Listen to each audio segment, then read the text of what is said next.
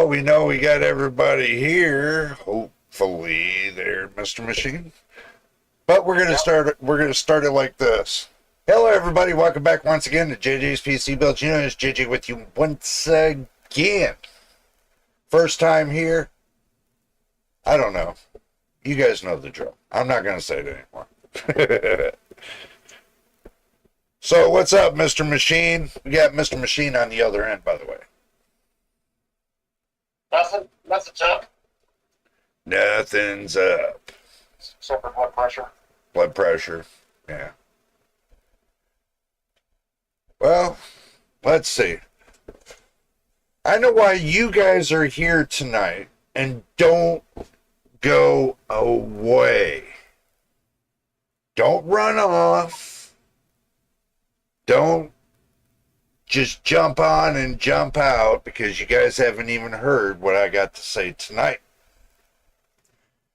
Stuff that probably is going to be beneficial to your eardrums. You know what I mean, Machine? Mm-hmm. So we're going to be talking about a lot of things, and we're going to take a deep look at what Sony is doing behind the scenes as they move towards a major digital shift in 2028. And everybody's asking, what's that mean for the PlayStation 6? There's a lot happening, guys, quietly in the background. And when you put all the pieces together, the direction becomes clear. Sony is preparing for a future where physical media no longer exists for the center of the PlayStation ecosystem. Instead, everything points towards a unified digital platform that spans consoles, PC, cloud, and mobile. But you know, when they go all digital, now I'm just going to say this, you know, when they go all digital, there's going to be a problem. They have the control. They can cut games when they feel it. They can move the goalpost whenever they want. They have all the control, and you pay for what? Nothing. So what you put in to pay for a game, it doesn't feel like that you own the game anymore. Now, having that physical copy, the one you buy off of the shelf, the CD that's off of the shelf, that gave you a sense of freedom. Oh, let's start with 2028 shift itself. Sony has been restructuring its services, its subscription tiers, and its digital storefronts for years. Every move has been towards consolidation. They want one ecosystem where your games, your saves, your purchases, and your progression follows you everywhere. That's the foundation of the 2028 strategy. It's not just about removing discs. It's about creating a seamless digital environment that behaves the same across everywhere. All the games, everything that you own. Microsoft's doing the same thing. Steam's doing the same thing. They all are starting to do the same thing. Makes me wonder if there's going to be problems in the future. The biggest indicator of this shift is how Sony has been treating physical hardware. The PS5 Slim digital model wasn't just a variant. It was a test. Sony wanted to see how many players would adopt a digital-only console without hesitation. You guys should know this, being console players too. And the numbers were strong. That tells Sony they can push further. By 2028, the PlayStation brand is expected to be almost entirely digital, with physical editions becoming a niche or phased out entirely. They might want to take all the games that you purchase with your physical copy, and they're probably going to want you to make it a digital copy permanently. So they're going to phase out your, they might phase out your CDs. You know, the ones you put into the game, the console. They might be phasing those out completely. They might not work anymore. They might require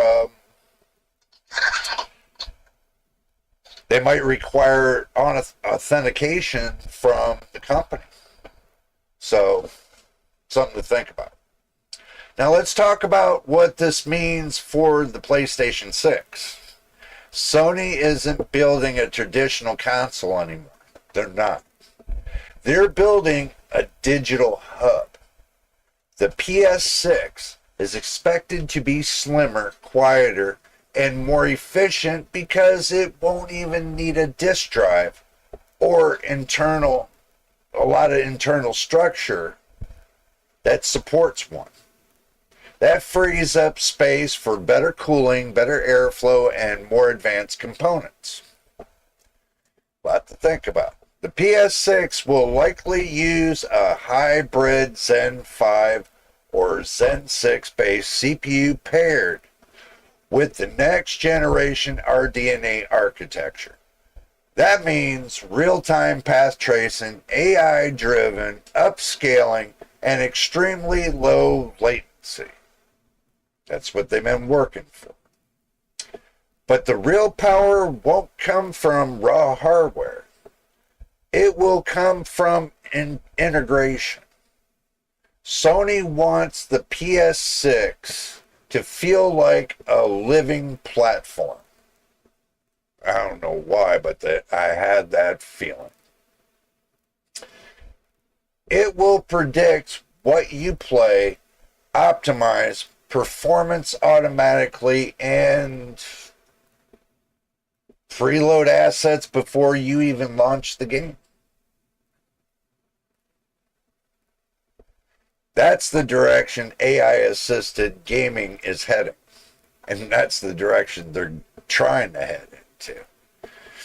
But another major part of the PS6 vision is the cloud integration.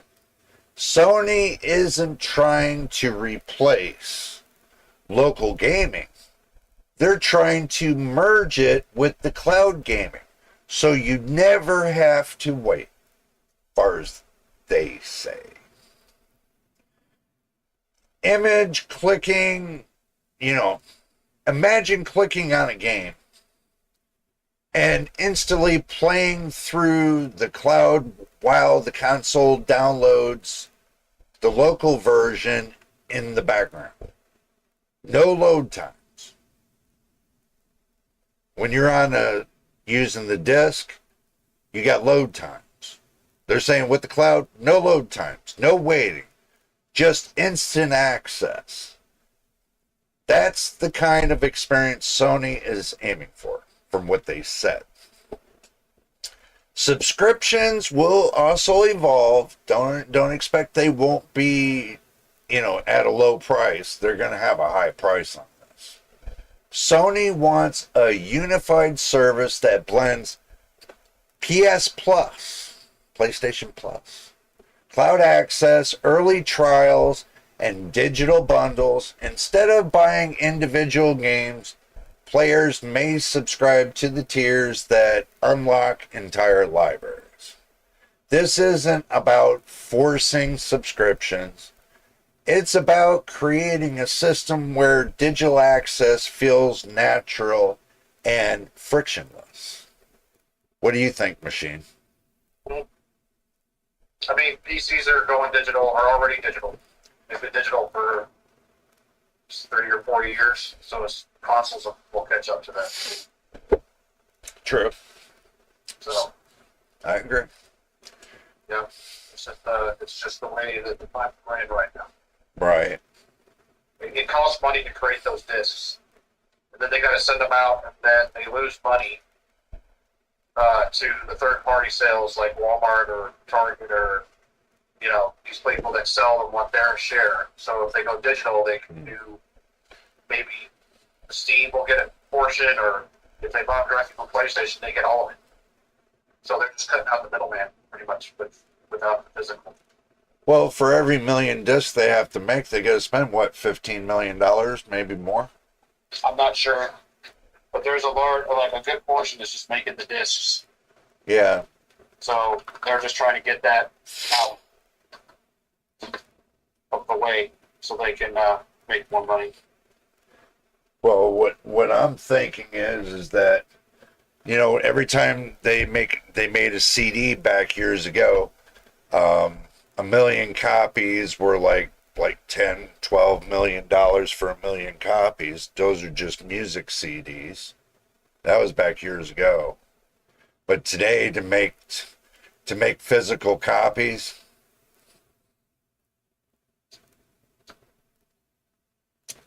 it seems like it's kind of no brainer.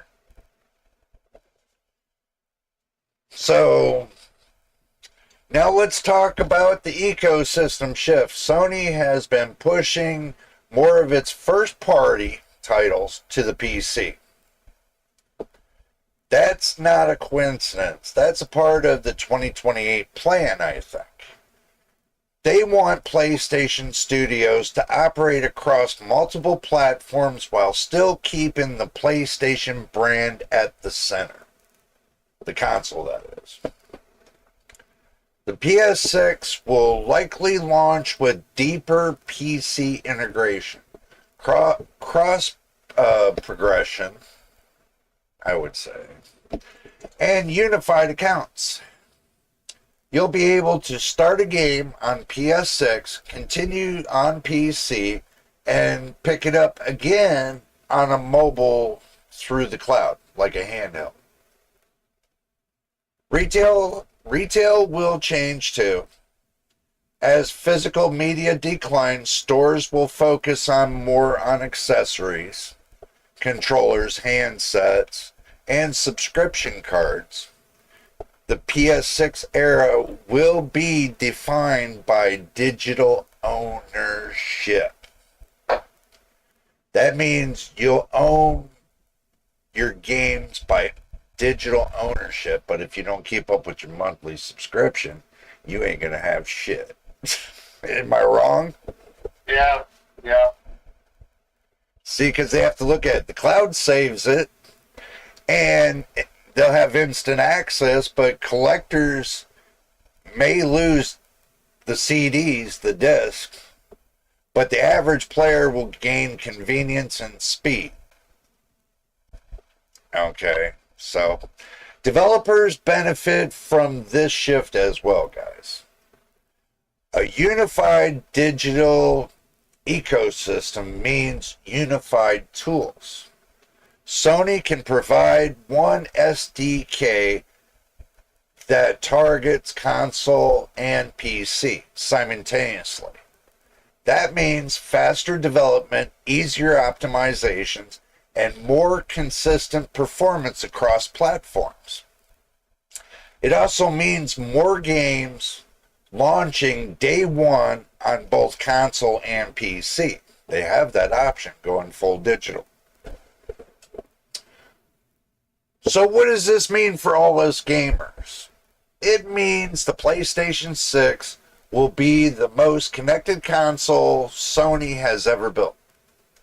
It will be faster, smarter, and more integrated than anything before its time. And it will learn your habits. Make sure you ain't going to the bathroom, and it'll learn that habit too. Optimize your experience and make sure you wash your hands and don't tell AI.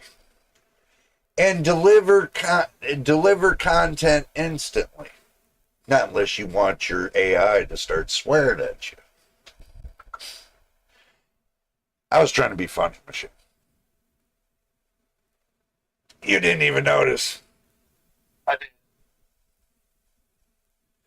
But it will behave less like a box under your TV and more like a digital platform that follows you everywhere. Like you have a doggy on a leash. So,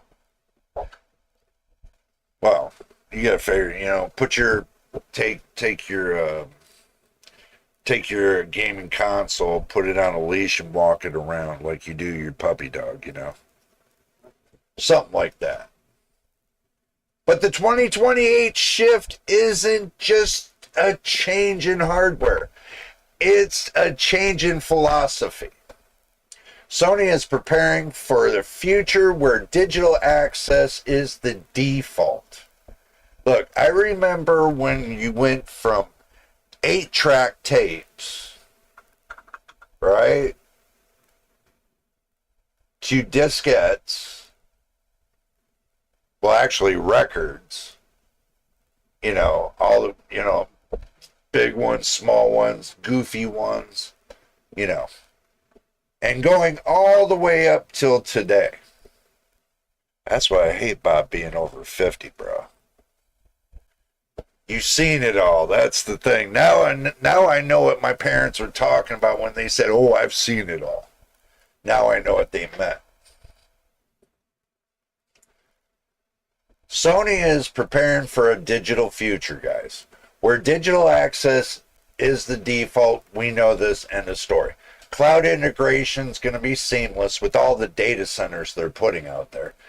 And the PlayStation brand becomes a unified ecosystem across every device, including in your backyard when you feel the heat coming in your window and you got to turn your air conditioner down about 6 degrees lower just to get cool.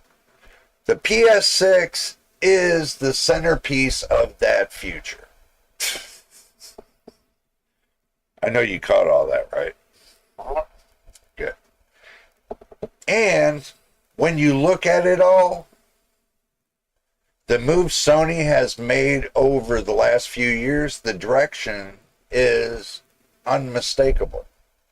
Except for the point of you're going to have like a jet engine running by your window about every 24 hours a day, 7 days a week. But anyway, the PlayStation 6 will be the digital first, cloud enhanced, AI optimized. There's that word again, AI. And the ecosystem that's going to be driven. It's not just the next console, it's the next evolution of PlayStation. That's all I got to say about that one. Any comments, Machine, about it? No, I think that Xbox is going to follow suit with digital only.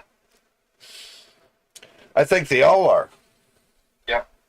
Because you got to remember, the Steam machine's going to all digital.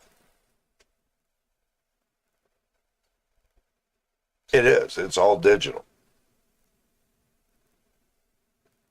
It's console-based digital, just like our desktops. So, see, because you notice on our desktops now these days, we don't have CD-ROMs anymore. Even though I got 4 of them sitting on my shelf, I can still play DVDs and everything else. I still got the drivers and all that for them, But they're just collector pieces right now. Collecting dust. What do you think, Machine? They're just collecting dust? Yep. Well, unless you can play them still. I can. But most computers don't come with CD-ROM anymore. Yeah, but I still got all the hardware for it too. Don't forget your drink and snacks, by the way. So, are we ready to move on? You guys can comment in the live stream. You're more than happy to. It's free to comment. You don't have to pay anything to comment. This is just one of the several subjects we're talking about tonight. I'm just doing them one by one.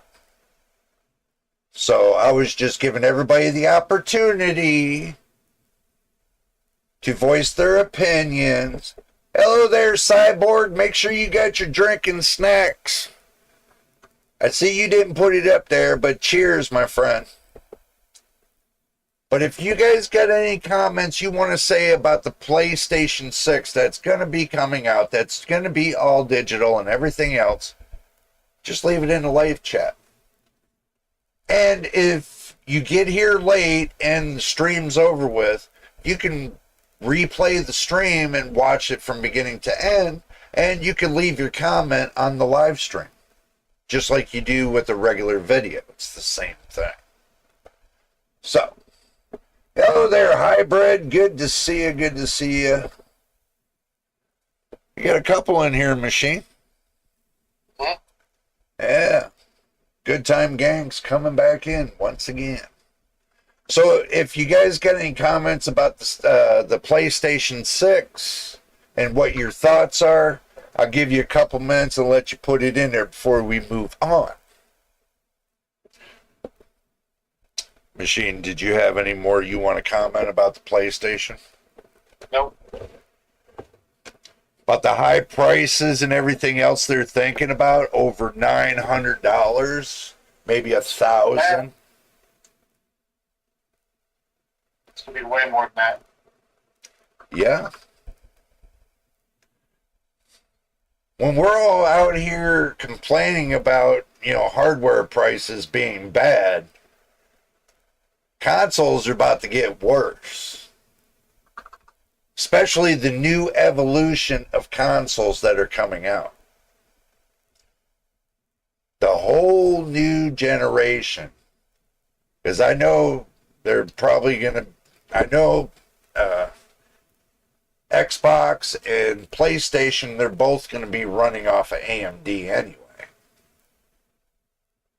And they're going to run off of RDNA 5. So, I don't know. PS7, get this. Cyborg says, PS7, I am waiting for. And he laughs about it. I don't blame you, brother. It might be until PlayStation 12 before you can actually afford it again. If there's ever a PlayStation 12. I don't even think we'll live that long to see the PlayStation 12. Just saying. I'm really digging this camera, bro. Well, usually it's every 5 years or so. Yeah, but I don't think I'm going to make it past 15 years. Me too. Like I told you, I'm still digging this camera, man.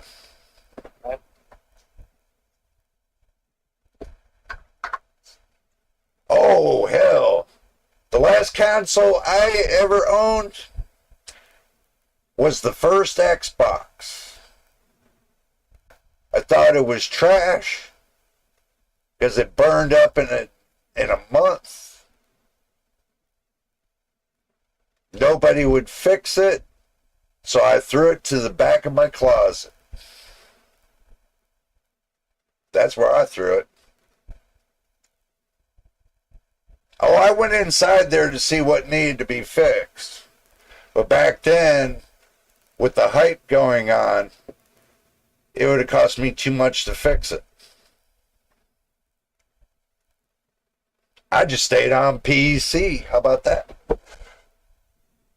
I just stayed on PCs. Ever since then. Even before then. I was mixed between the two. The best console I ever thought that was back then was the Super Nintendo.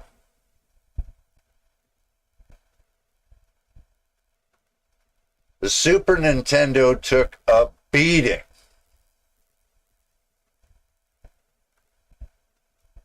And that thing kept going.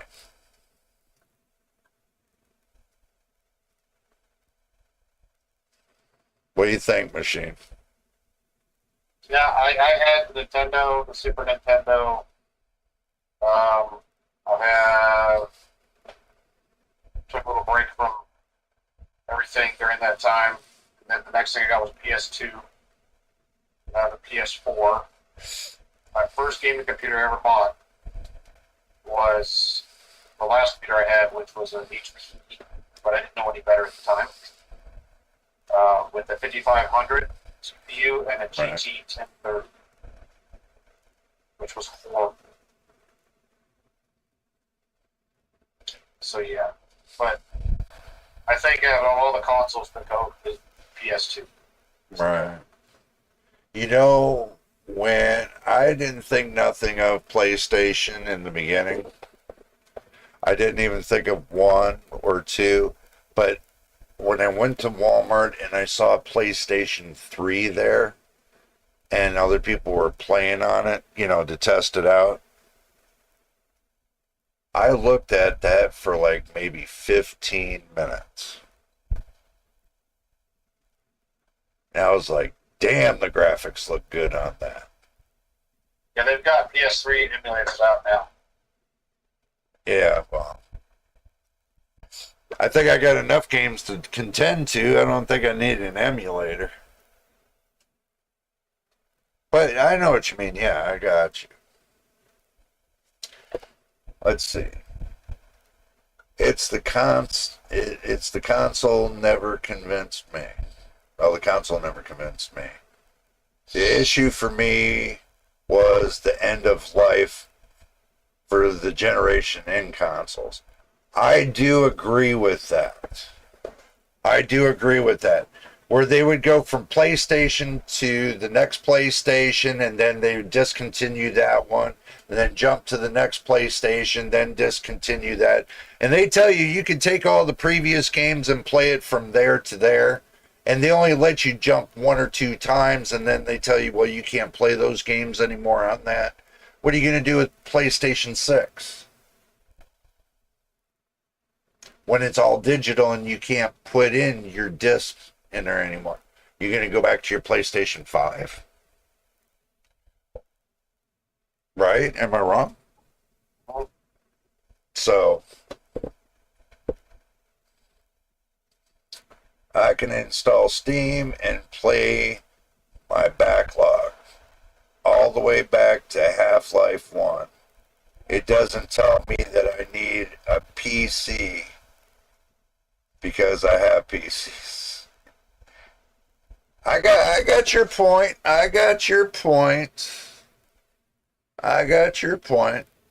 It's all good. Why do you think I'm on PC? Look, I'm going to state this again. Give me it.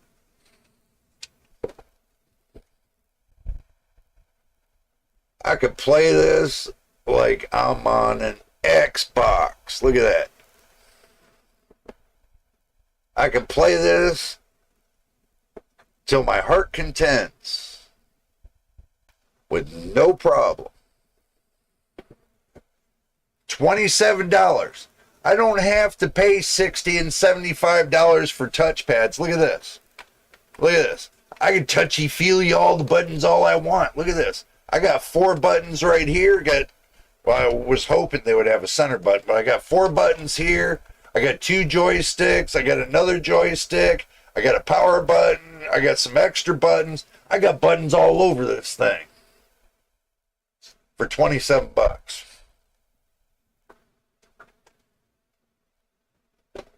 And I like the color because I can pick my own color too. So, do I need a console? You really think about this. Do I need a console with everything that I got sitting on my desk right now? No. I got stuff that's beyond a console right here. So, no, I don't need a console. Right, Machine? We don't need it. I got a controller. I could whip up on the controller and play the games. I got to start getting used to using the controller too. I'm so used to using the keyboard and mouse, I got to start getting used to the controller. But anyway, hello there, Mr. Winston. He's doing all that OT right now. That's cool, bro. That is cool. Work like you got it. Because not a lot of people do now these days. They ain't got no work. Everybody says AI is taking their jobs. Their jobs. Their jobs. Their jobs. Taking their jobs. You taking my job? You taking my job? Oh, I'm melting. I'm melting. I ain't no damn wicked witch. Get out of here with that. Boom. So, I had to get all that drama in there really quick, you know. I had to get some drama in there. Drama. I know you guys just love that drama. I mean, look at all the other channels. They just put so much drama in PC parts. It's just like never ending. I'm keeping it real. I put my own drama in there, but not like they do. I just put small drama. But anyway, well, like we talked about, I'm committed. All right. Did 2 hours yesterday. Extra. Okay. Well, stay committed, my friend. Things come in good pairs, especially around the corner. Things don't take as long as you think. Days might go by like it seemed like years, but at the end of the day, when you get to the end of the game and you start fresh, you'll have a better experience. We'll make sure of that. Right, machine? So I wouldn't worry too much because you're in good hands with Allstate. I had to throw, come on, that was funny. I had to throw that in there. You guys say I'm not funny enough, and I got to throw funnies in there, you know. It's like burning your underwear, you know. Don't tell anybody, you know. But anyway, let's get the move on. I want to do some Xbox talking. So, let's take a deep look in what's happening inside of Mr. Xbox. I mean, machine. No, not you. Oh my God. Microsoft. I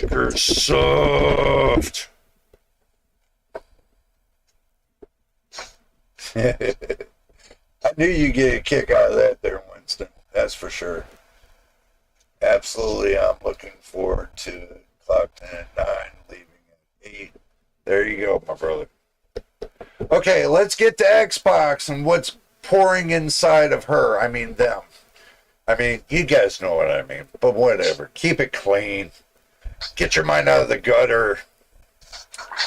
Okay. So let's talk about what's going on inside Xbox as the company faces layoffs and begins to redefine its entire direction. This isn't just a small adjustment. This is a major shift in how Xbox operates and how it invests and how it plans to compete in the next generation of gaming. And guess what? To understand why this is happening, we need to look at a bigger picture. The business decisions, the market pressure, and the long-term strategy that's been driving these changes. So let's start off with the layoffs themselves, guys. When a company the size of Microsoft cuts staff inside Xbox, it's not random. It's not sudden.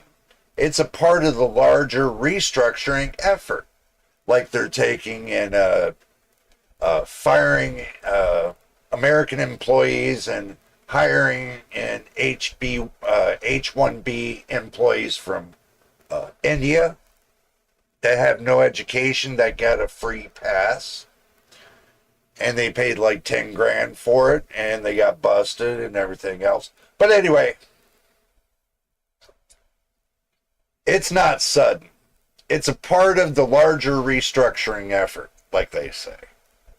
Xbox is expanding. They're going to be expanding aggressively for the next few years, and some.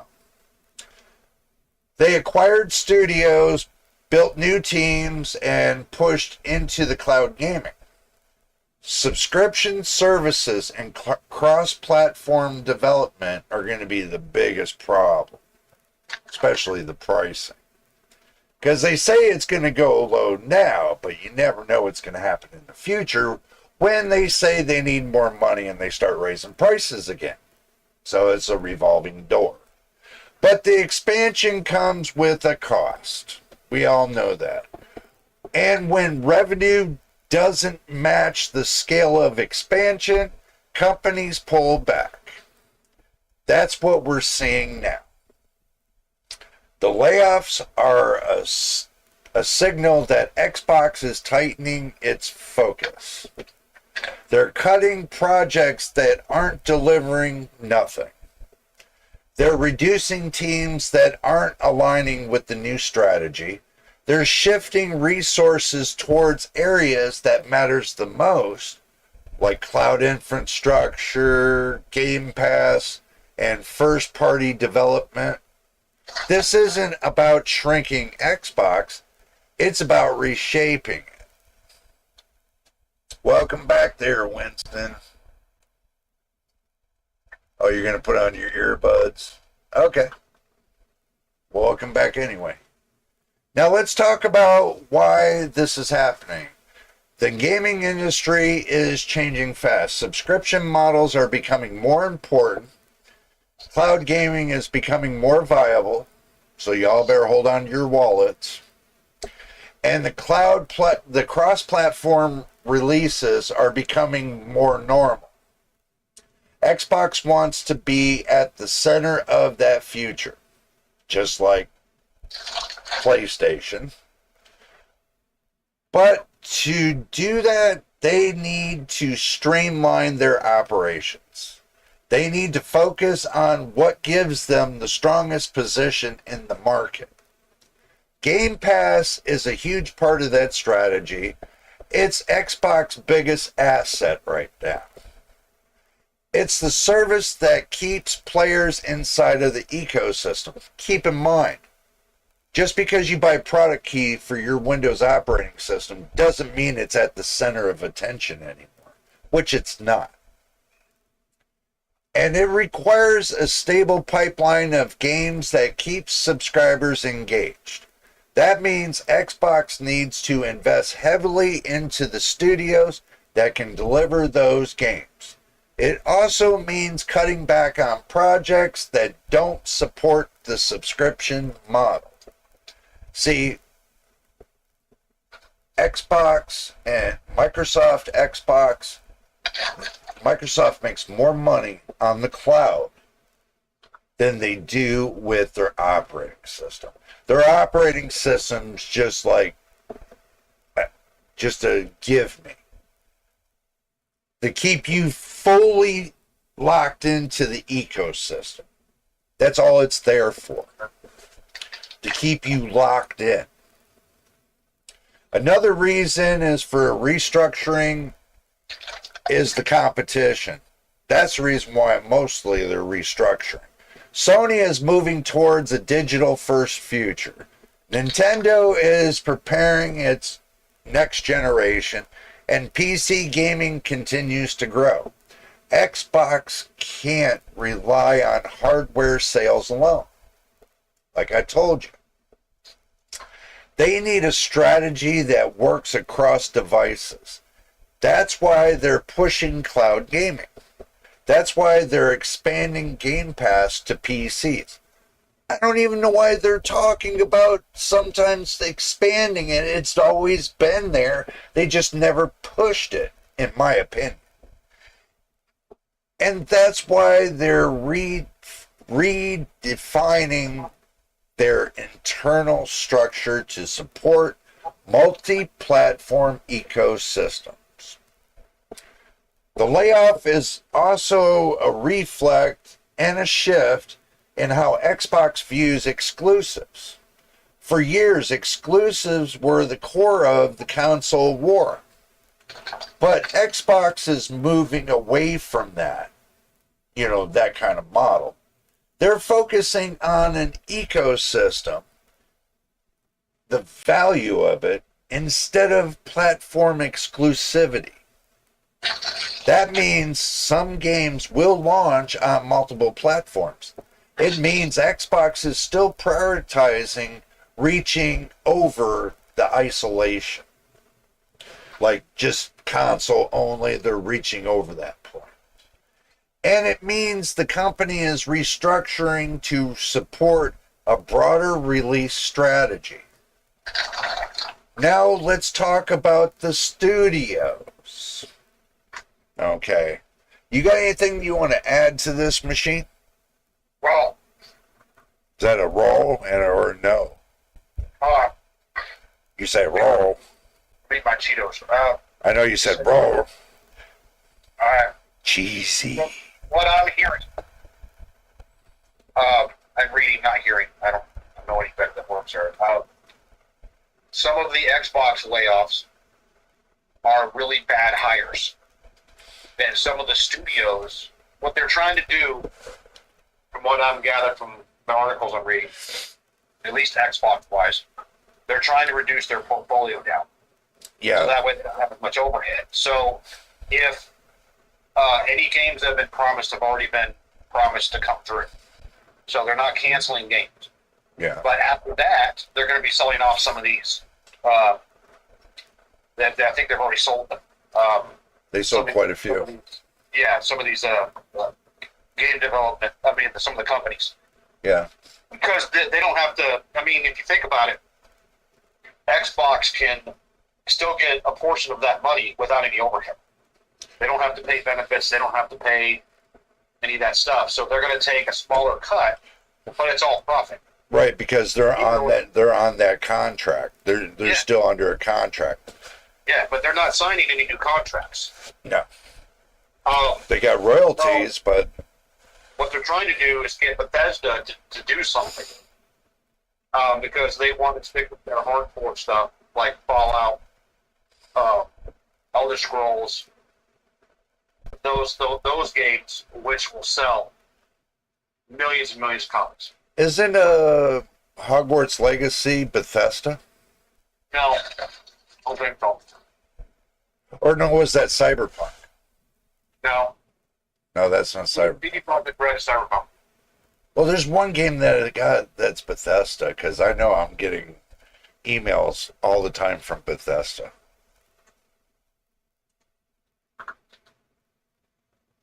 I'm going to look it up. I know there's one game that I got that's Bethesda. I just can't remember which one. Hogwarts. I thought it was Hogwarts Legacy. Well, developers Avalanche Software, Warner Brother owns that. Oh. Obviously, that would make sense. Okay. They own the movie, so they should own the rights to the video game. Yeah, true. I forgot about that. Yep. So it has to be it has to be Cyberpunk. It has to be one of those. I thought it was one of those. You guys can answer at any time and, give me the answer, some of the games Bethesda owns. No, CD Projekt Red is the publisher and developer. Yeah, that's Cyberpunk. Yes. That's what I thought. Okay. Well, at least we got clarity on that. But anyway, let's get back to this little story that I got for you guys. Let's talk about the studios. We were talking about some of it, but when a company restructures, it evaluates every team they got. It looks at the performance, output, cost, and alignment with the long-term plan. Some studios will grow, some will merge, some will be repurposed, and some will be downsized. This is normal in a large organization like Microsoft. But it's especially visible in gaming because players follow the studios very closely, like I do. I like Bethesda, it's not too bad. They know the names, they know the history, so when layoffs hit, it feels personal. But the reality is that Xbox is trying to build a more efficient they're trying to make a more efficient developed pipeline, basically. They want fewer delays. They want more consistent releases other than 10 years to 12 to 15 years for one game. That doesn't cut it. And they want studios working together instead of operating in isolation, like they're isolated in like bomb shelters or silos. So restructuring helps them achieve that. It's painful, yes, but it's a part of the process, building a stronger long-term foundation and a better team when it comes to, development. They want a strong team. They want to be able to make the game. They want it great. They want to catch your eyeball. But when you're all split apart, like you got feelers in 20 different directions, it just doesn't cut it. But another factor is the cost of modern game development. AAA games are more expensive than ever now these days. They take longer to build, they require larger teams, and they demand higher production values. Xbox is adjusting to that reality. They're focusing on projects that have the highest impact.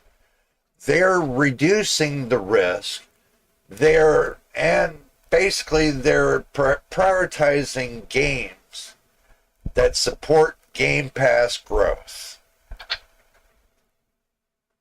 What do you think, Machine? They doing anything to do like that when it comes to like teamwork and everything else? Game Pass is a big part of their portfolio. And they're not telling anybody who's playing what. So that's the thing. So, and they can take a game off there whenever they want to. That's the only thing I don't like. Is you can play a game, love it, be like, I can play this forever, and then it's off. And then you're forced to buy it. Yeah. But, it's a good thing if you want to try something out first. Right. Before you waste the money. But, I don't know. No, you're right. After one person is probably fine. No, you're right. Yeah, but I like to be able to get into the games. I know what my genre is. I know what I like. I think with every game they should give a 3-day trial at least. Well, they do with Steam. They give you 2 hours. Can't beat that. See, but with the requirements with Steam, they can't just take the game off immediately. They have to give what they call welfare notice. Because you know how Valve is, and you got to give notice. Because if these game developers put their game on for like a whole week and they pull it back and say nobody's getting nothing, they're never going to work for Valve again. Valve's never going to accept their games. So,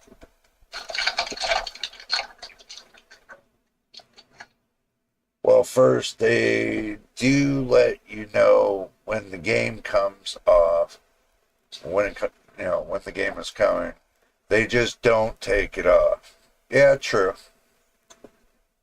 Played Xbox half of my life, man. I should know, by the way. Yeah. Well, it's not like I haven't played Xbox. Remember, Xbox has been on the PC for a long time. I mean, if I remember right, digging back into my brain, I think they had that even on Windows 7. If I remember right. Just never implemented it. I've had my account a long time. I have to look back when I first got my account. So. Yeah, Winston, but the thing is this. We need more developer support. Okay? We need the developers, instead of just throwing the game out there and saying, here you go, deal with it. We need more developer support with the games. You know, you got your first week with the new game. You should already know if it's going to have bugs or not. They should be already testing the games before they even launch the games. They should be having like a beta session, you know, and saying, look, okay, gamers, we got a room for 100 people. We need beta testers for 100 people. You get to test the game firsthand for a week and tell us what you think. And that's all you got to do to play the game for nothing, to be a beta tester. If there's problems, you know, you need to, you know, lay it all down there for them. And then when the game comes out, they say, okay, well, since you 100 beta tested for us and let us know what we needed to fix, now we're going to give you a free copy as a reward. They don't do it. It's only 100 copies. And it's digital. So they're not losing anything. I don't get it. Yeah, I mean, a machine, I don't get it.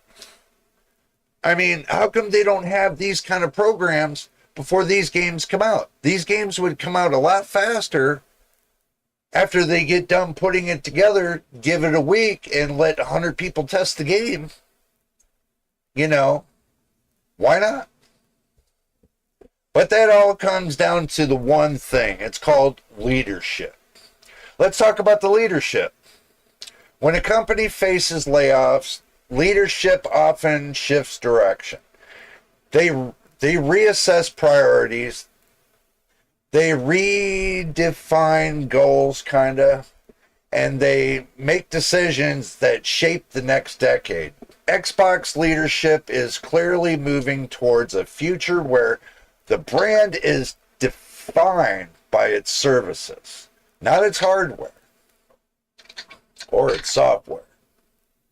The console will matter. It still will. But it won't be the center of the ecosystem if the ecosystem itself becomes the product. Because when the ecosystem becomes the product, the console's no longer the product. Okay, that's the problem, is that when you make the whole ecosystem the product, the console won't be remembered as the product. They won't treat it as the product. It's be a part of the ecosystem. Like what NVIDIA is doing with all the graphics cards, marrying it into one big name. So that way that nobody can see what they're actually selling, so they can cheat the public. This is why Xbox is restructuring. They're preparing for a future where gaming is everywhere. On consoles, PCs, mobile devices, and cloud platforms. You know, Microsoft has been working on Android for me for quite a while. So, and I've been playing a few Microsoft games that are for free on my phone, and it's Android. So, but also they want to be a company that delivers gaming in all those spaces, and to do that, they need a leaner, more focused organization, guys. So what does this mean for us as players? It means that Xbox is entering a new era. You'll see more first-party releases. You'll see a stronger integration between console and PC. You'll see cloud gaming become more seamless. And you'll see Game Pass continue to evolve and get more expensive, maybe. The layoffs are a difficult part of the transition, but they are a part of a larger strategy to build more stable and competitive Microsoft Xbox. The company is redefining its direction because the industry is changing, and Xbox wants to be ahead of that change, not behind it. They're building a future where the Xbox brand is defined by accessibility, ecosystem strength, and digital research. It's a major shift, guys, and it's happening as we speak. So, Machine, you got anything you want to say on this? The only thing I'm concerned about, and the one trick that Xbox and PlayStation are going to have to pull off, is the pricing. True. Because if they use the Steam machine as the price point on performance, and they try to make these things $2,000, nobody's going to buy them. Yeah, I know. Right. So, and that's the, I mean, I don't know. Like, it's just, it's all about pricing. Because the thing about consoles is they're inexpensive way to game. Well, see, And I agree with you. If they become as expensive as a PC, Right. then why would you not just get a PC then? And then you don't have to pay a monthly for gaming. I mean, I could get it if you're paying $500 for a console, right? Uh-huh. And then you pay $15 a month, or you get the yearly thing for $100 or whatever. So let's just say you're paying $100. You have to pay $100 a month for access to all your games, right? Right. After your console is dead, after 5 years or 6 or 7, Right. you're about the same price as it would cost for the PC at that same time. But you also got to think they're taking $120 worth of product out of the Xbox, like PlayStation is. The CD-ROM, Yeah. physical. I mean, you don't have a CD-ROM in the PC either. No. So, I mean, it's all digital with Steam and everything, which most people use. But back then, the cost of the CD-ROMs and everything else, you got to configure that into the price. Yep. And the other thing with consoles, with Xbox not like this because they're backwards compatible. Right. PlayStation, you had to buy PlayStation 5 to work. So if you had a PlayStation 4 game you liked, you had to buy it in the PlayStation 5 CD-ROM. So you had to buy the game again. With Steam, you have your library, and That's if you buy life. a PC, you have your library. Yeah, it's life. So yeah, and Xbox makes Steam available on theirs, and Sony doesn't. Xbox is going to win. Yeah. It's a win-win. They're going to win because maybe they want something small to put in another room or their kid, and they can watch what their kids playing. Right. They have better parental controls on Steam than they do on Xbox or PlayStation, unless that's changed. The parental restrictions on Xbox, I have seen those before, Okay. and they are quite strict. Yep, and then you got the security issues PlayStation went through. So why would you? You got all these issues. So to me, even if I got to spend a little bit more money, Right. I have a platform and a PC that I can change a part in if I need to. And I don't have to send it to a professional, a console to a professional to get it fixed. I can fix it. I can find videos on how to fix it. Right. So, and just about anything in a PC that you buy, unless it's proprietary, you can fix yourself. Oh yeah. So it's not that way with the PlayStation or an Xbox. No, because you need special tools to open it up. You need special cards that you have to purchase from Sony just to get it to for replacements. You know, it's the same with Xbox. It's the same crap. You know, it's going to be and the new ones are going to be SoC as well. So it's going to be your everything's going to be on the board. So all you change out is RAM and memory. Is it really a PC? It's a laptop. That's just a really, really good one. Yeah. Fine for gaming. That's just what it is. So I don't know. Like it's tough. It's tough. Like you just have to make a choice. You just have to know that if something breaks on your Xbox, you're probably going to just have to buy another one. Versus if my GPU breaks or my CPU breaks in my system, I can just replace that one. I'm not spending $1,500 more for another console. Or spending $350 to fix it. Right. I've always said that, buying a console now these days is like buying a laptop anyway. And you can get games, the Xbox only games on PC because Microsoft owns Xbox.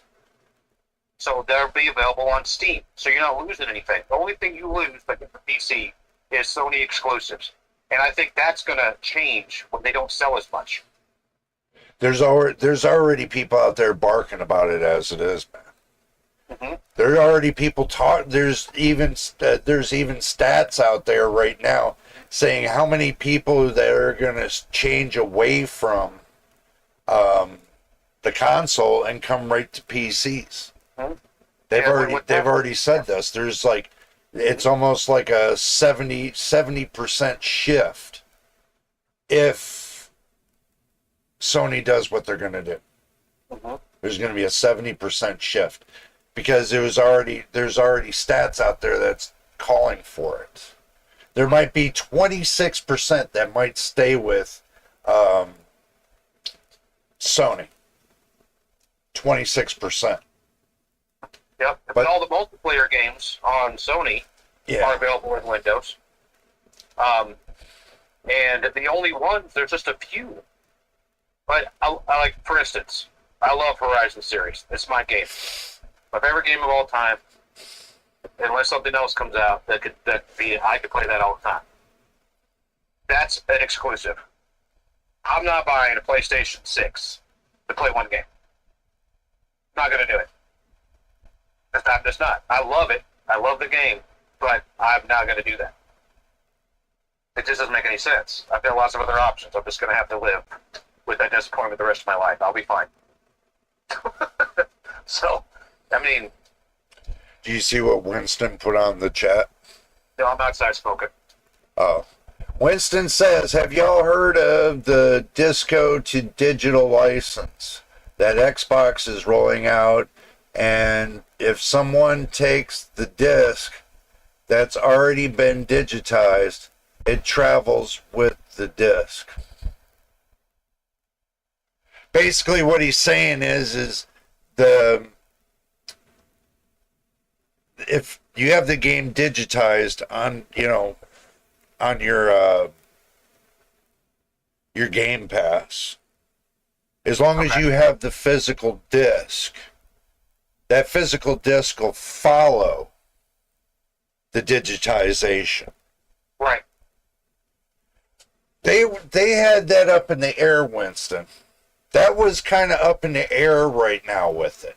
Because they weren't sure if they were just going to take the disc itself, digitize it, and just blank out the disc. They weren't sure if they were going to do that yet or not, but it's kind of up in the air that, just like you said, that the physical copy will follow the digitized copy. So whoever possesses the physical copy, the digital copy will follow along. So if somebody else puts it into their Xbox and they play it on their Xbox, it's going to be pulled from your account, pulled to theirs. So it follows the digital copy. I understand what you mean. A physical disc is pretty much your digital code. Yeah, it pretty much is, because it has a digital code on it for copyright purposes. That's the only thing back then they were using it for. But now it's gotten even better, because now when they go full digitized, people are not going to be able to hack these systems anymore. That's one of the reasons why they want to go full digitized. So, how far along are we? Oh, we already passed an hour. Damn.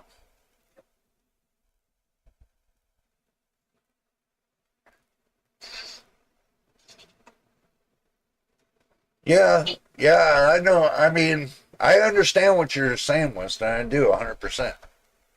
Okay, now, let's kind of shift gears a little bit, guys. DDR5, the scroll in our little bungholes. We're going to be taking a deep dive look on DDR5 memory tonight. Why it's evolving so fast, why prices are climbing, and what gaming performance is going to look like beyond 2026 as memory technology keeps accelerating. So, let's just get into it.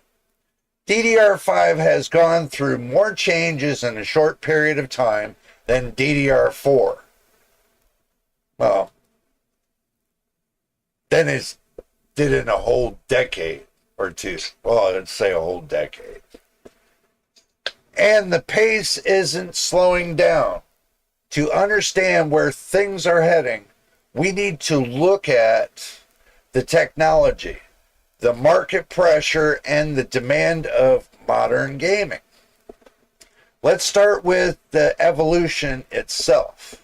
DDR5 launched with moderate speeds and high latency. We all know that. The early kits weren't impressive. That's one reason why I stayed on AM4. But manufacturers knew this, that DDR5 had a massive ceiling, massive overhead. The architecture was built for scaling. It supports higher bandwidth, more channels, and better power management. It kind of does. As CPUs became more demanding, more memory manufacturers pushed DDR5 harder and faster. That's why we've seen speed jump from 4800 megahertz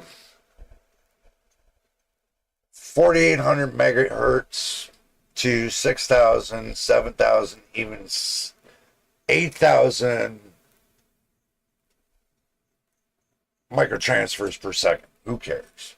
Megahertz, whatever. Let's just get it out of the way. In just a couple of years, the technology is maturing at a pace we've never seen before. Now let's talk about the price. That's going to be the butt kicker. DDR5 is expensive because it still has a high growth phase. Manufacturers are investing heavily in new modules, new controllers, and new binning processes. Low latency kits require high quality silicon.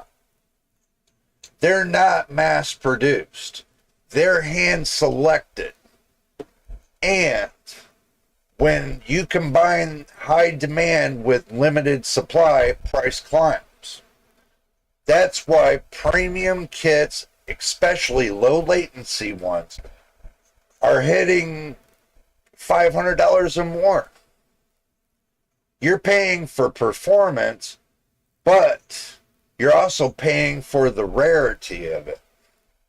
Another reason DDR5 prices are rising is because gaming is pushing memory harder than ever. Modern engines rely on fast asset streaming, high-resolution textures, and real-time data processing. CPUs need more memory that can keep up. As games become more complex, memory becomes more important. System RAM, it's just as important as VRAM on your graphics card. So that drives a demand for the faster kits, and the demand drives price. Faster kits equal higher prices. So it's a cycle that will continue until DDR5 becomes fully mainstream. It hasn't yet. As long as they keep producing DDR4, DDR5 is still not going to be the mainstream until they discontinue DDR4. Now let's talk about the future. The future. What gaming performance will look like beyond 2026? This is where everybody's listening. As DDR5 continues to evolve, we're going to see memory speeds that were once considered impossible. Kits running at 9,000 microtransfers or even 10,000 microtransfers will become realistic. Latency will drop, bandwidth will increase, and CPUs will be designed to take advantage of all them speeds. This means smoother gameplay, faster load times, and more consistent frame pacing. But the biggest change will be how, the biggest change will be how memory interacts with the next generation CPUs. Companies like AMD and Intel are building architectures that rely heavily on memory bandwidth. They're designing CPUs that can pull more data at once, processes it faster, and delivers better performance in gaming and productivity. DDR5 is the fuel for that engine. As memory gets faster, CPUs get more efficient, and gaming benefits. Your gaming's going to benefit directly from that relationship, if you know what I mean. What do you think, Machine? I don't know. RAM's too expensive. I know, but we're looking beyond 2026 right now. Yeah, I mean, DDR4 will still be viable for 5 more years. I mean, it's not a big difference in gaming between the RAM speeds, really. It's mainly for, like, if you're doing some kind of work with it, when those system RAM speeds really matter. Your PCI, you're going to take a 5% hit, maybe. Your PCI lane speed is going to be your main focus. Yeah. But and if we don't got the hardware to keep up with that, it makes no sense. Yeah. I mean, like, I was just looking up, it's $400 for 32 gigabytes of 6,000 megahertz RAM. About. Right. Right? So you can get DDR4 for what, $100 less? 32 gigabytes, about 300 instead of 400? Maybe 250? I don't even know. I don't even know. I should probably check that out. But so for the price to performance is not there. So, oh yeah, I know. Yeah, plus the CPUs are cheaper, the motherboards are cheaper if you can find a decent one. It's just it's a better buy for gaming. If you're doing work with it, maybe that would be the best option. But we have to get in our head. The days of dad's prices and our granddad prices are over. Yep. We all have to get this. We all have to get this in our head, bro. The older, cheaper systems are going to rock. Yeah. I mean, it's the way. I mean, price performance wise, that's the way it's going to be. And if you get an upgraded system, a new system, and you pay more for it, you just have to make that last a long time. to make up to make it worth your while. So, Right. and I got lucky with my system. So I bought mine just in time, to the month, Yes. weeks away from these prices skyrocketing. November 2025 was the last day. Yep, and that's when I bought mine. So I got lucky. I got 48 gigabytes of system RAM for $150. Yeah. So, and I've got 30 gigabytes sitting on my shelf with 6400 speed RAM. Right. I'm not going to use it as a backup. Or if I want to build another system, I've got it ready. There you go. Yeah. So I'm thinking about an Intel system in the future. That'd be perfect to throw in there. So who knows, right? Well, I told you, I'm going to get 5 years out of my RTX 4070. Yeah. And there's nothing wrong with that card. There's nothing wrong with your system. No. Nothing wrong with either one of them. My DDR4 system, I'm getting its money's worth out of that thing too. So. Yep. And especially you've got 64 gigabytes of RAM. So if you wanted to make two systems, you could do that too. So you don't even have to worry about RAM if you wanted to make another DDR4 system. Oh, bro, what do I got to worry about? I got two kits of 16 on the shelf. Oh, okay. And you can put those together, can't you? It doesn't matter if they match. No, it kind of with those it kind of does. I can tell you. Okay. Yeah, it does. Okay. Yeah, because you can't mix Corsair with G-Skill. Oh, okay. So, I already tried. So that'd be cool if you could. That would be badass. Yeah.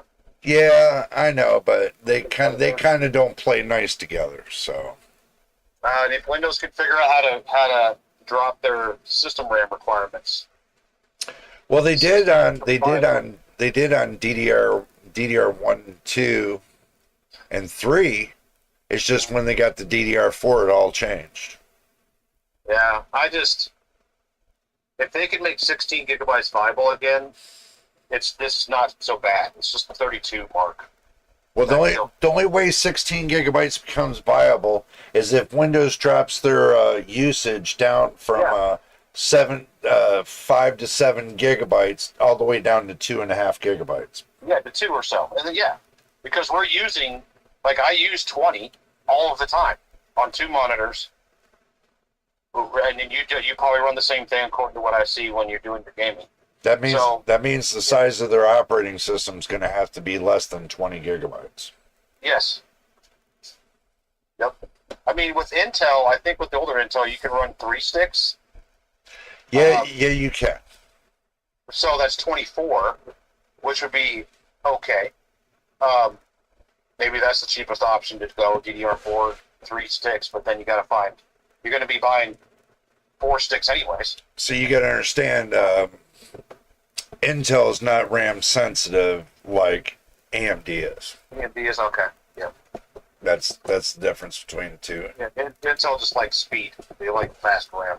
And Intel's not as RAM sensitive as AMD is.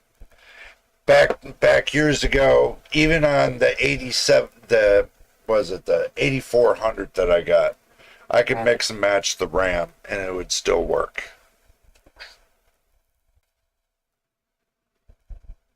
Yep. So the good old days. yeah. All right, let's kind of move on with this, I guess. Okay, that's good. So beyond 2026, we're also going to see AI-assisted memory optimization. Memory controllers will become smarter. They'll predict workloads. They will allocate bandwidth dynamically. If it does that, then that's going to be a plus. Yep. They'll reduce latency automatically. This means memory won't just be faster, it will be intelligent. It will adapt to the game you're playing and optimize itself in real time. That's what I want to see. So, Another major shift will be the rise of DDR6. Manufacturers are already preparing for the next generation. DDR6 will push speeds even higher, reduce latency even further, and deliver bandwidth that dwarfs anything we have today. But DDR5 will still dominate for years because it's flexible, scalable, and already deeply integrated into the modern systems. So, just my opinion. So let's talk about how this affects gamers, like you and me, and machine. As DDR5 evolves, gaming performance will become more stable, frame drops will decrease, stuttering will be less common, open world games will stream assets more smoothly, high resolution textures will load instantly, and competitive gaming will benefit from lower latency and faster response times. Memory won't be the bottleneck anymore. It will be the accelerator, I think. But the downside is the cost. High-end DDR5 kits will remain expensive. Low latency modules will stay premium. And as speeds climb, prices will follow. You guys know that as well as I do.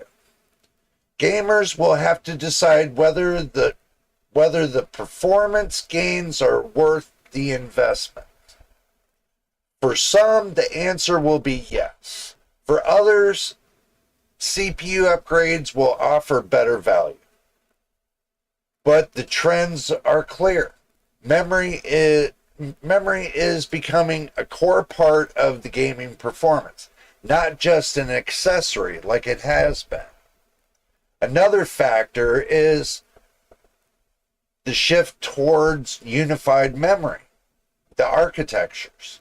As cloud gaming grows and consoles evolve, memory will play a bigger role in how games are delivered.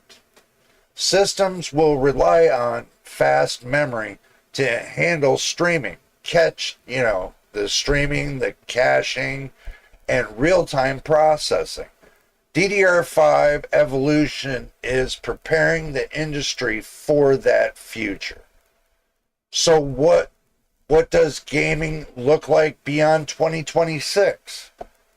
Well, it looks like it's going to be faster. It looks like it might be smoother. It looks like it might be more stable. DDR5 will continue to evolve, prices will continue to rise, and performance will continue to improve. The memory landscape is changing rapidly, and the gaming is changing along with it.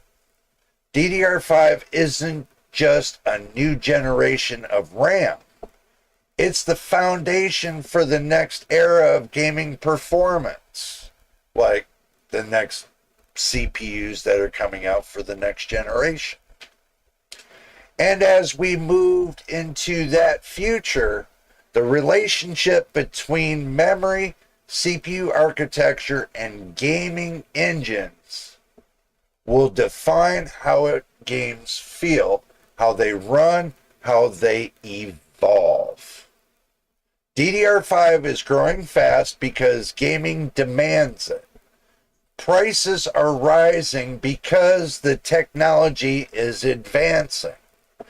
And beyond 2026, we're going to see gaming performance reach levels that were impossible just a couple years ago.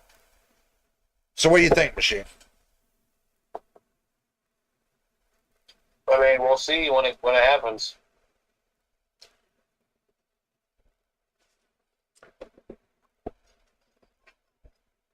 Windows needs to do something. Winston says AI minutes AI girls.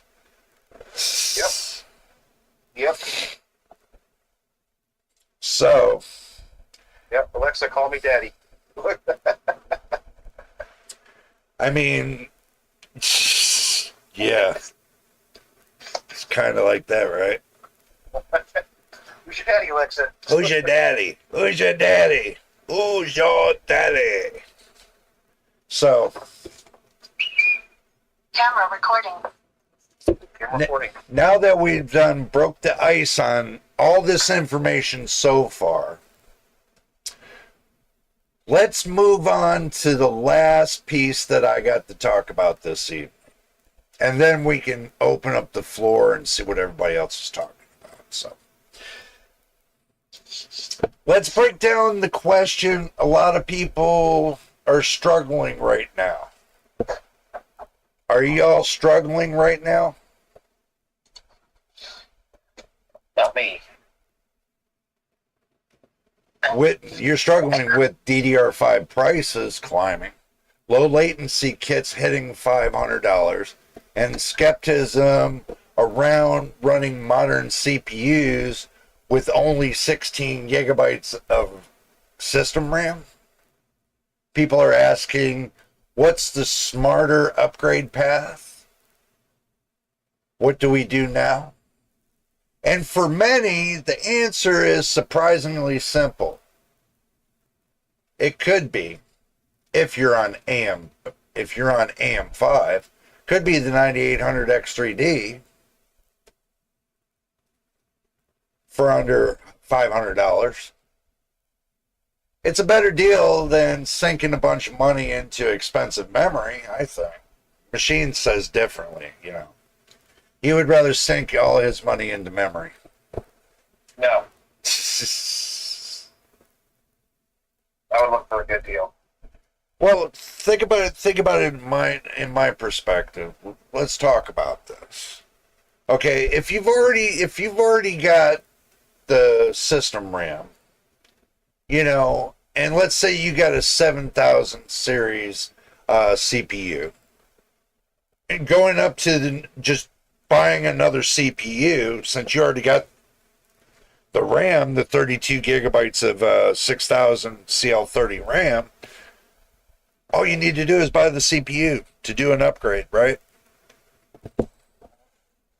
So that means your whole platform upgrade is only one thing. Instead of spending $1,500 on a full upgrade, you can buy one thing. It's the CPU.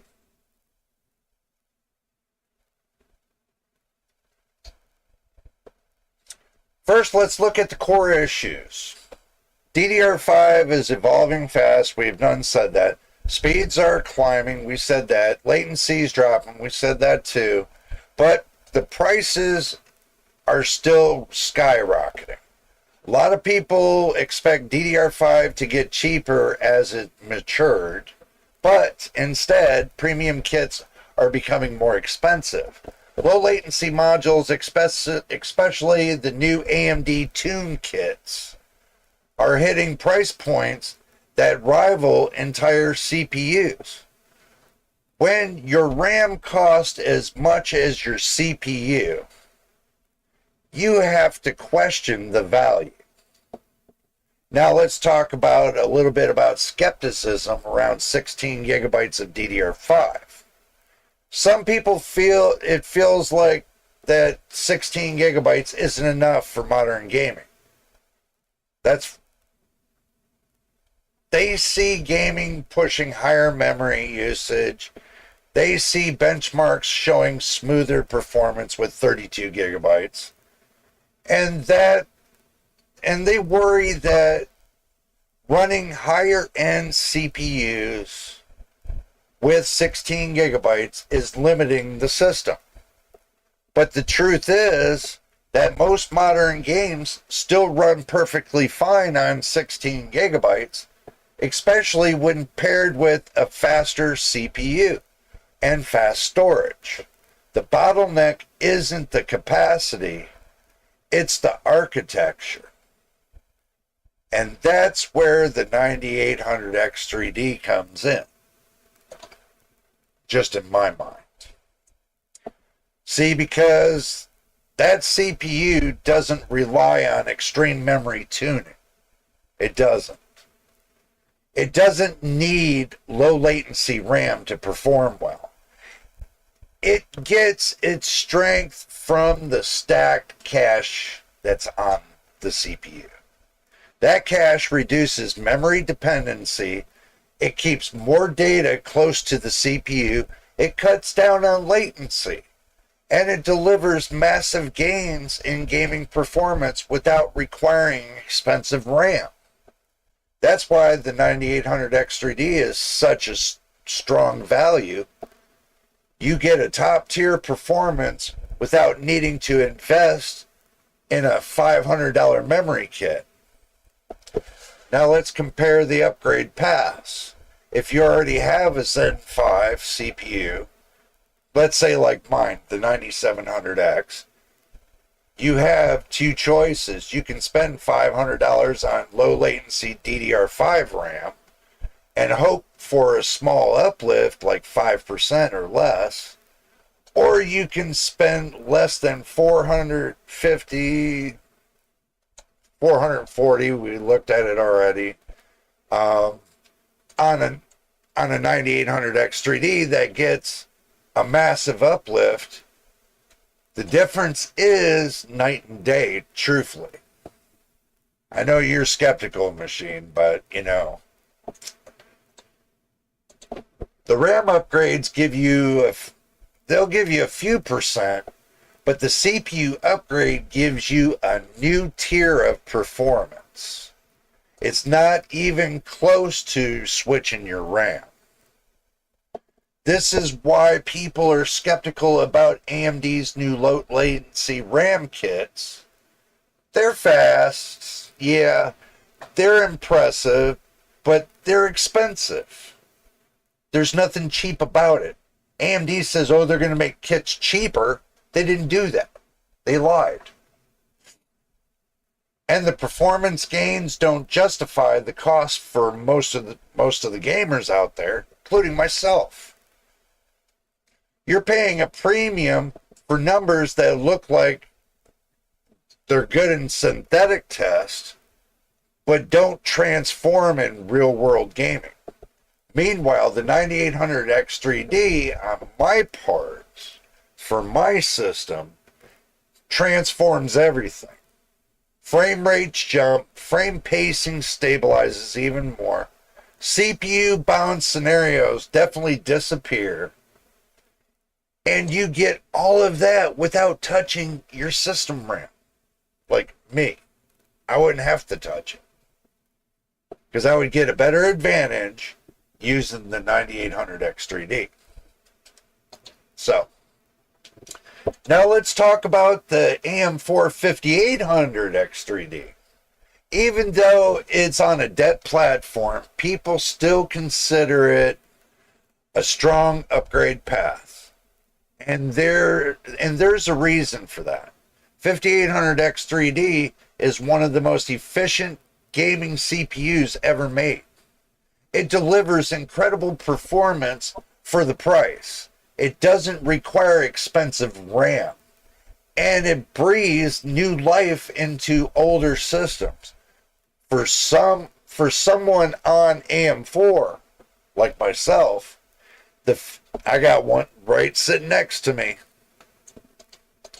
The 5800X3D is still a future-proof choice because it gives you higher-end gaming performance without forcing you to rebuild your entire system.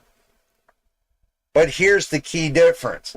AM4, we all know AM4 is done. Okay, we all know the platform's ended a couple years back. AMD just keeps bringing it back because they're trying to keep everybody that's still on AM4 happy.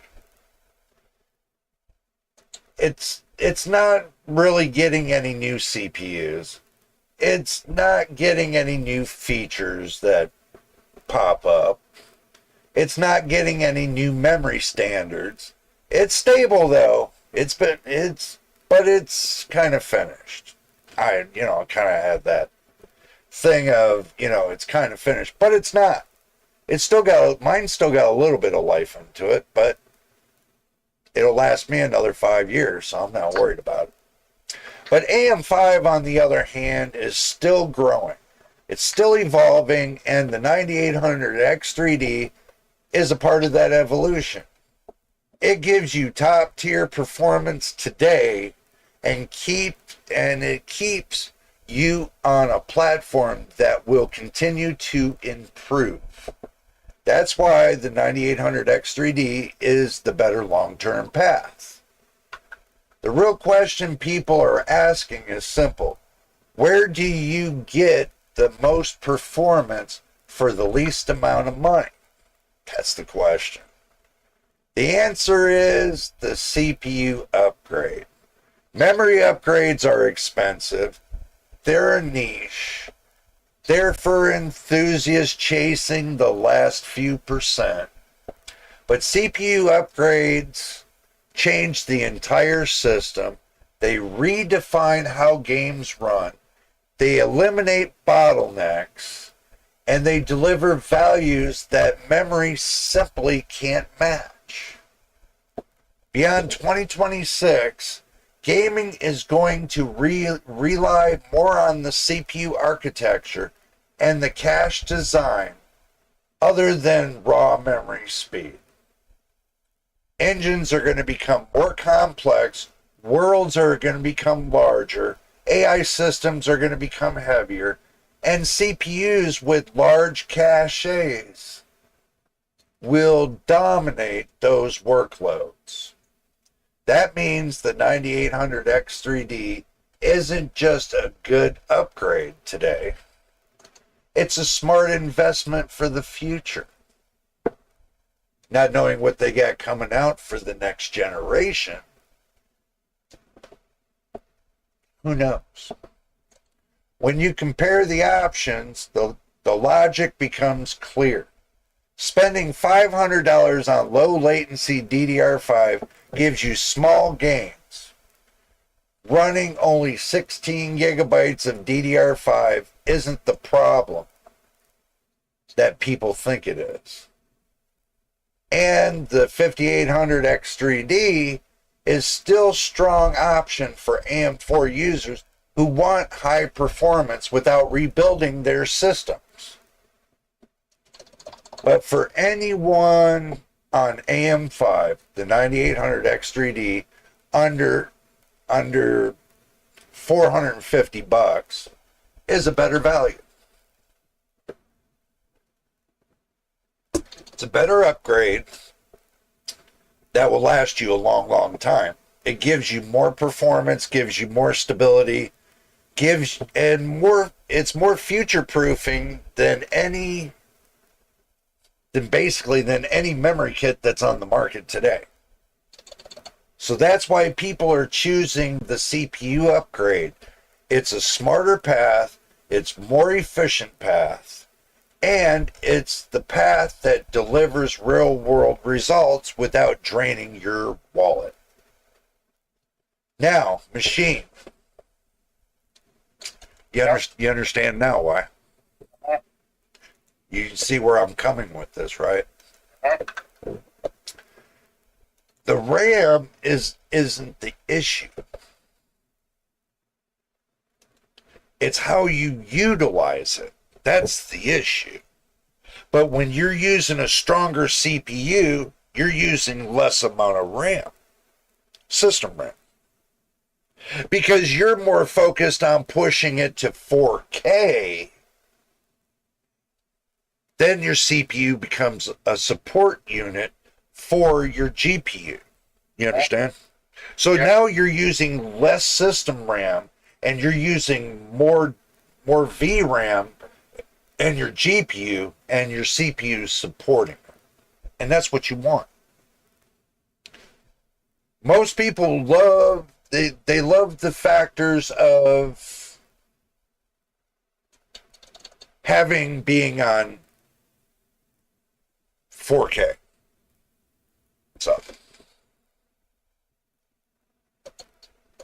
Man, the grind is real. I've been going straight to sleep when I get home. Yeah.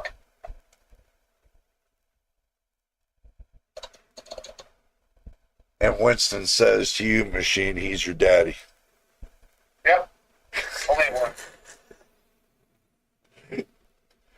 So you get what I'm saying, right? It's you have to understand, it's not all about the RAM.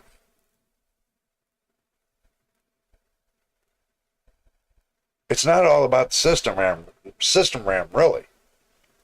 You can, with 16 gigabytes, okay, I could take 6 gigabytes of that.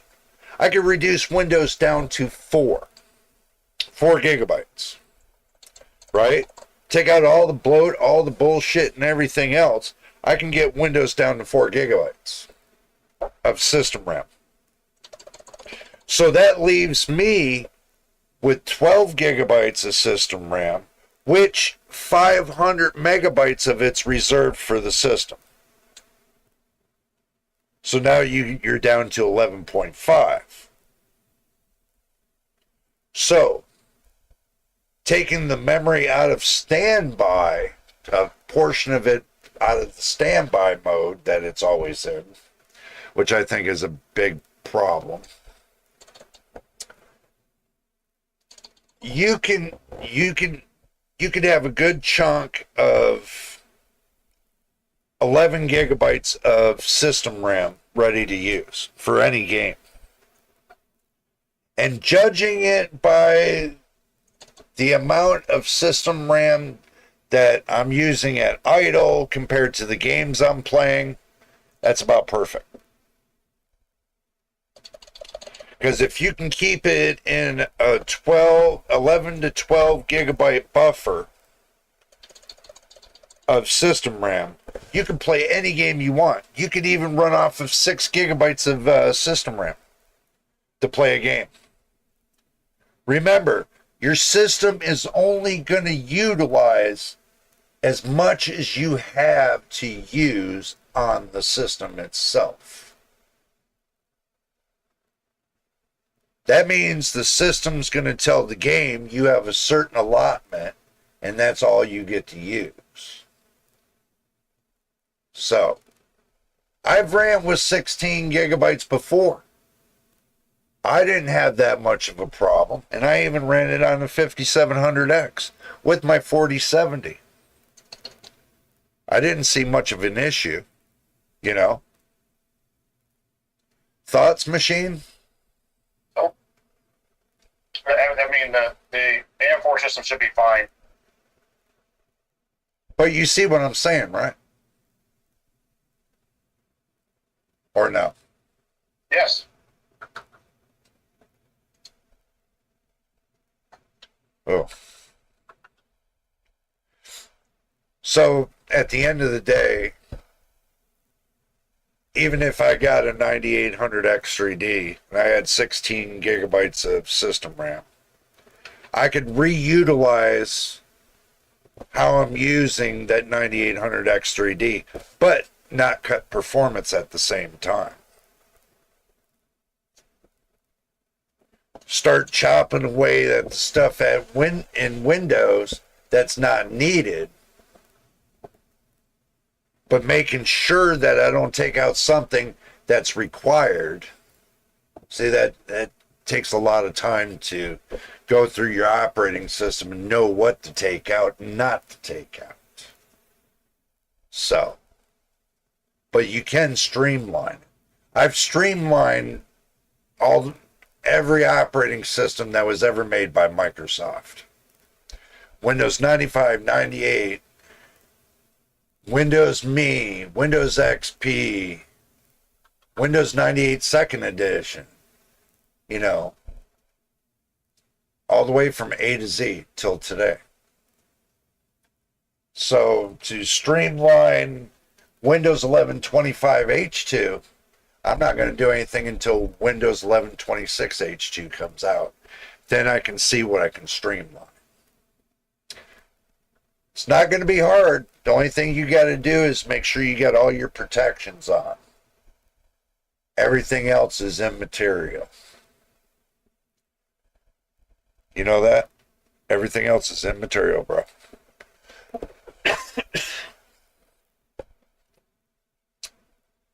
You know what I mean? Okay. You got anything you want to add to this? No. Anything the group has to add to this? That's the question. Let me see.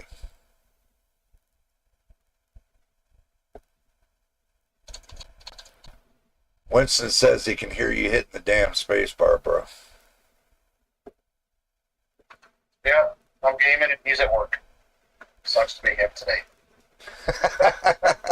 Damn. He's going to be calling you real soon. My phone might not be working. For some reason, I can't think of any reason why. But Well, I can tell you this, man. From what I told everybody, this is the real deal. This is the information that I found. This is what I'm going to tell you like this. I'm not sugarcoating nothing. Nothing. I'm giving it to you straight. I'm not giving you any fiction. You can treat this information like gold, or you can take it as a grain of salt. But I'm going to tell you, I got all this I'm keeping up here in my mind of what's going on. And so far, I've been saying nonstop, I've told you so. Right, Machine? okay. Been saying it nonstop. I told you so, like November. I told everybody, get your stuff before it goes into December. And guess what happens? Boom. Prices start skyrocketing. And I warned everybody. They're looking at prices going even higher till 2034. 2034. I don't even think I'll be alive by then. Who knows? So, have you tested Hogwarts Legacy to see how much RAM you use in that game? Yes. It's about 18 gigabytes. But you gotta remember, my Windows is using about 8 gigabytes right now, 8 to 10 gigabytes. So yeah, I have. I got 32 in this system, and I got 64 in the other system. Now my AM4, it's only using maybe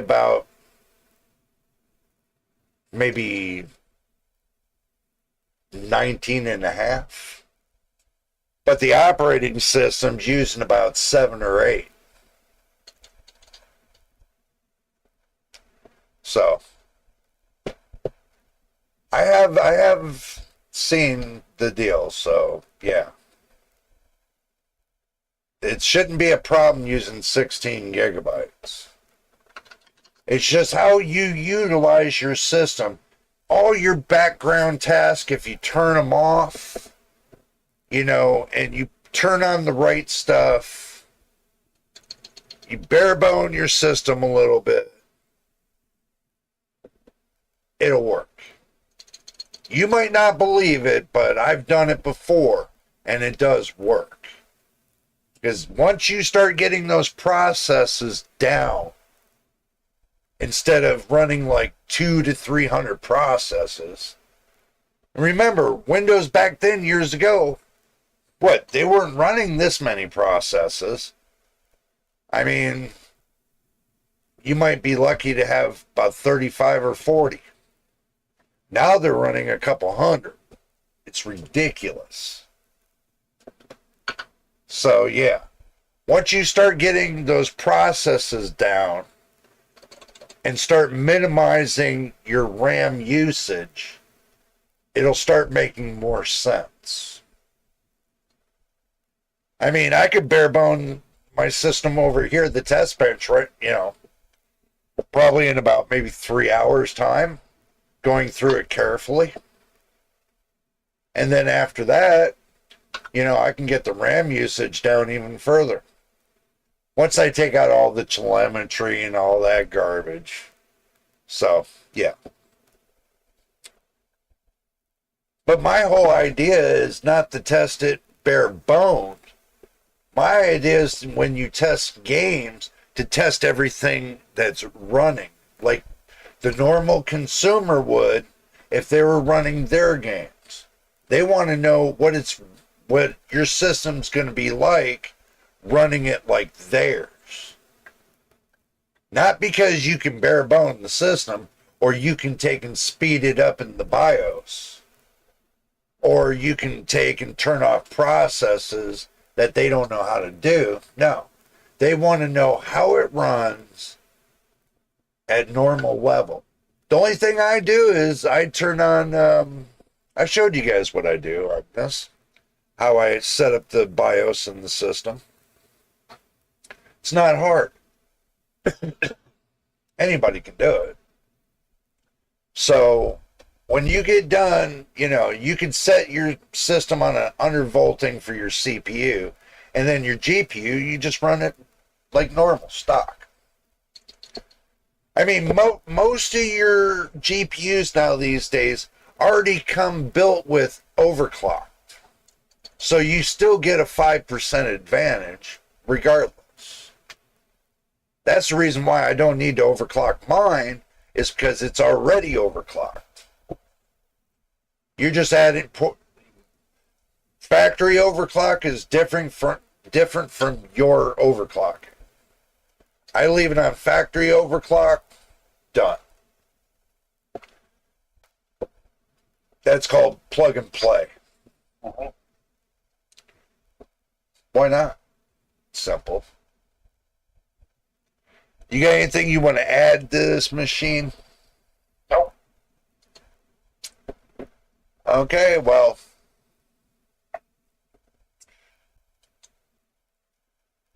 we got about 4 minutes. So, anything you want to tell anybody out there? Make what you got last as long as you can. That's the whole. What you can replace. That's right. That's the whole purpose, right? Making your system last as long as you can.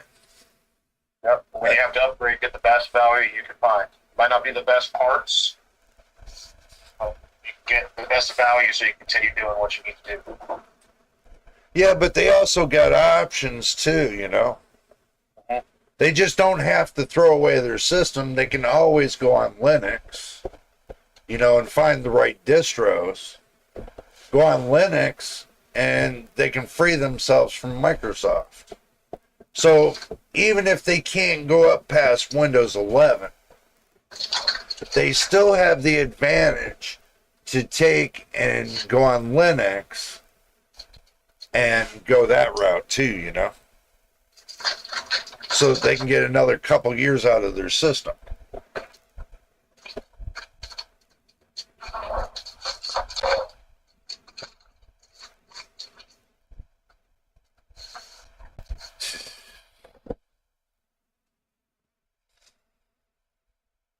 Am I wrong? Nope. So, but anyway, guys, me and Mr. Machine, he's got something to do. I got something to do. We all got something to do. We all don't need to be gift the gab, but there's always next week. Don't forget on Wednesdays, 8 p.m. Pacific Standard Time.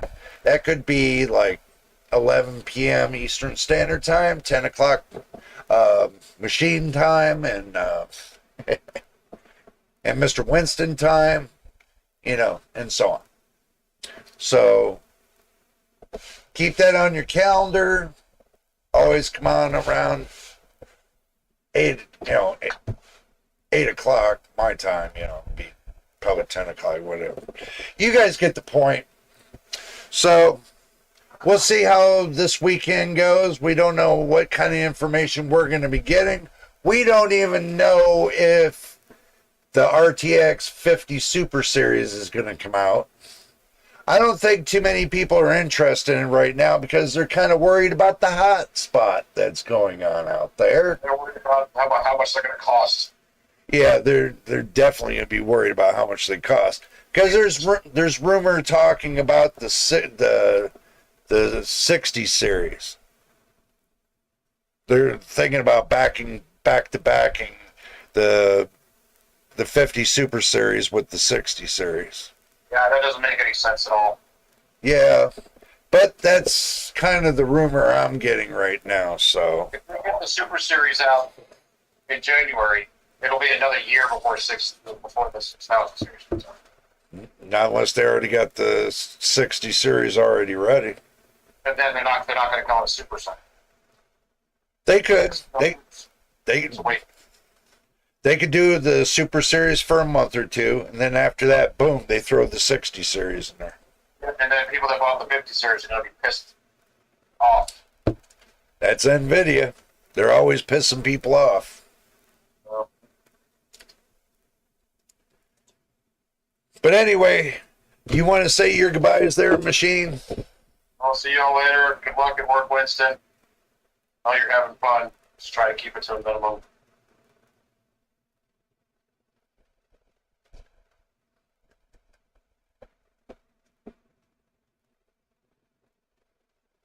That's it for me. Alrighty. Alright, everybody. Machine told Winston have a great night at work and don't put the metal on the gas too much. You just do your thing, go home, sleep, get up, do it the next day until you're ready to go. But anyway. Yeah. For all you out there that haven't subscribed to the channel, hit the subscribe button. Keep me busy. Hit the like button. Keep Mr. Machine busy. Don't forget about the notification bell so you know when I post the next video or live stream.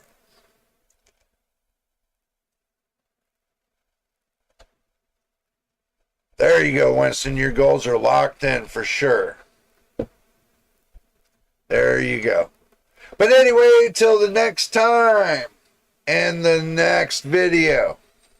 You guys know who it is? Or the next live stream. You guys know who it is? We'll see you on the next video. I don't ever slow up, no I don't take shit. I got love for the fakeness. If you wanna play tough and wanna hate this, I'll always show up. I don't ever slow up, no I don't take shit. I got no love for the fakeness. If you wanna play tough and wanna hate this, I'll always show up.